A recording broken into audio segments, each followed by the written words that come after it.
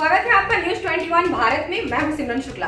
आइए रुक करते हैं आज की प्रमुख खबरों की ओर। कहा जाता है सावन महीना भगवान शिव का अति प्रिय महीना होता है।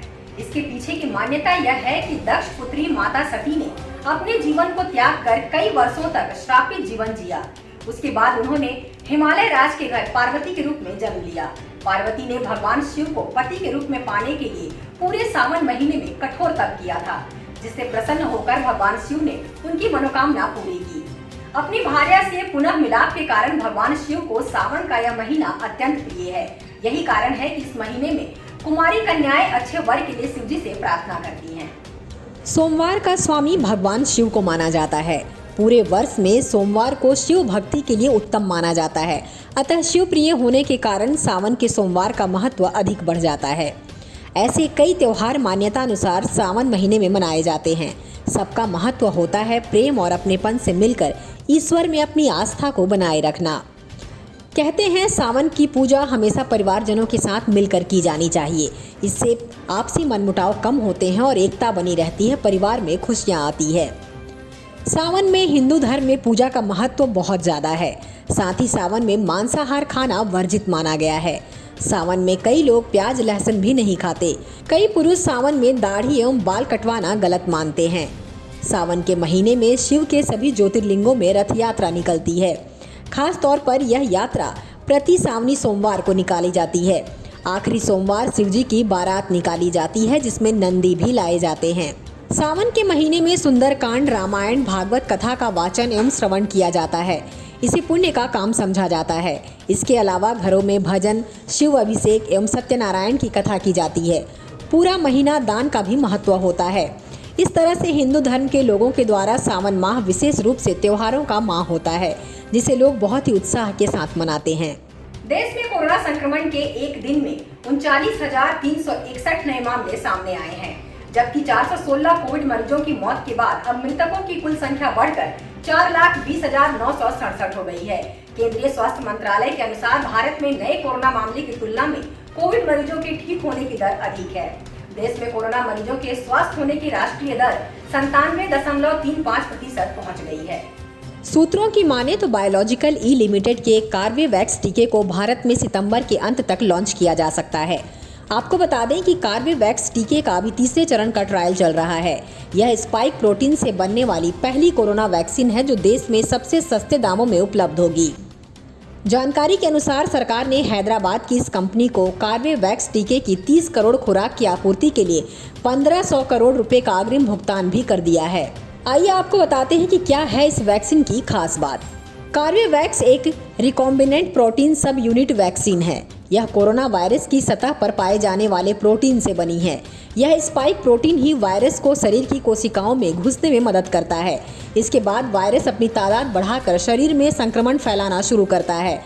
हालांकि शरीर में सिर्फ चला जाए तो यह हानिकारक नहीं होता, लेकिन हमारा प्रतिरक्षा तंत्र इसे वायरस मानकर ही एंटीबॉडी विकसित करने लगता है। इसे तैयारी में मदद करती है। इसके चलते हमारे गंभीर रूप से बीमार पड़ने की आशंका बहुत कम हो जाती है। झारखंड में 1 अगस्त से जमीन फ्लैट की बढ़ी हुई कीमत पर रजिस्ट्री होगी। इसकी सारी तैयारियां पूरी हो चुकी है। जिला और निबंधन कार्यालय ने नई दर से संबंधित प्रस्ताव बनाकर डीसी को भेज दिया है। शहरी क्षेत्रों में जमीन की कीमतों में 5 से 10% की बढ़ोतरी की गई है। शहरी इलाकों के अधिकतर वार्डों में 10% की बढ़ोतरी का प्रस्ताव है। अगर कोई व्यक्ति 20 लाख का फ्लैट खरीदता है तो उसे पूर्व में 7% शुल्क के तौर पर 1.40 लाख रुपए चुकाने होते थे। इसमें 80,000 रुपए का स्टाम्प व 60,000 रुपए का निबंध शुल्क शामिल है। लेकिन 10% की बढ़ोतरी होने पर 20 लाख रुपए वाले फ्लैट की कीमत अब 22 लाख रुपए हो जाएगी।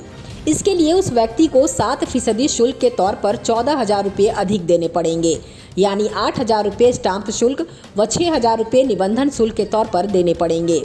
अगर किसी जमीन की कीमत 10 लाख प्रति डिसमिल है तो 10% की कीमत बढ़ जाने पर जमीन की कीमत 11 लाख रुपए हो जाएगी। उस जमीन पर 4% स्टाम्प ड्यूटी के तौर पर 40,000 रुपए स्टाम्प शुल्क लगा जाएगा। वहीं 3% शुल्क के तौर पर 30,000 जमा करने होंगे।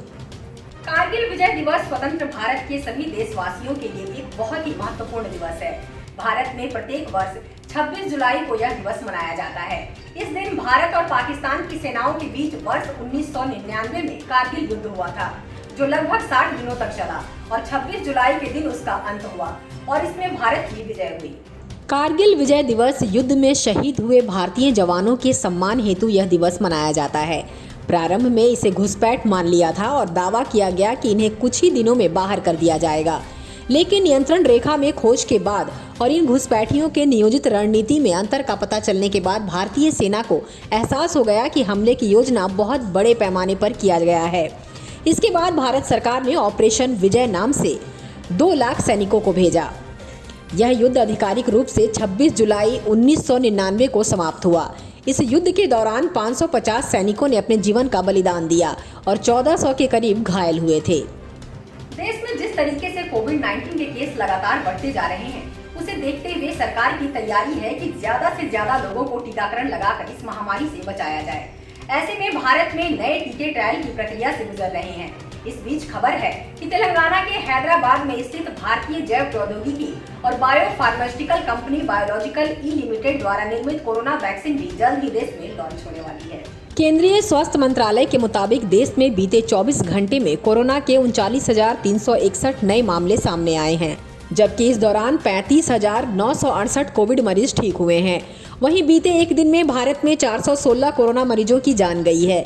देश में अभी कोरोना के 4,11,000 केस एक्टिव हैं।